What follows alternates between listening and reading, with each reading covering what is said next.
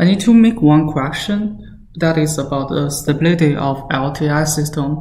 In the review session before, I made one mistake about how to decide a LTI system is stable or not. So here is the right way to decide whether an LTI system is stable by its impulse response. So what we want to find is the summation n from minus infinity to infinity, and inside summation is an absolute value of the impulse response. So if this summation is not infinity, or we want to say if this summation is finite, the system is stable. So let's do one example. If Hn equal to 1 over n un, is the system stable or not? So what we want to find is the summation n equal to minus infinity to infinity, and inside here is the absolute value of 1 over n un. So because we know this one is positive, this one is also positive, we can remove the absolute value here. And this un is that function, so it actually defines one non-zero area of n, that is n is greater or equal to 0. So the summation becomes n from 0 to infinity, 1 over n. So this is one very famous summation that equal to infinity. So we can tell that the system is not stable.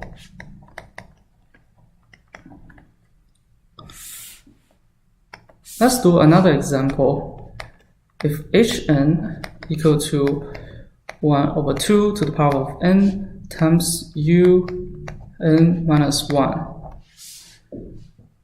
So what we want to find is the summation n from minus infinity to infinity, the absolute value of 1 over 2 to the power of n un minus 1. And still, because everything is positive inside, so we can remove this absolute value here. And the step function defines one non-zero range of n, that is n is greater or equal to 1. So this summation becomes n from 1 to infinity, 1 over 2 to the power of n. So by the equation for geometric sum, this one is 1 over 2 times 1 over 1 minus 1 over 2. So everything is finite here. So this one is not infinity, so the system is stable.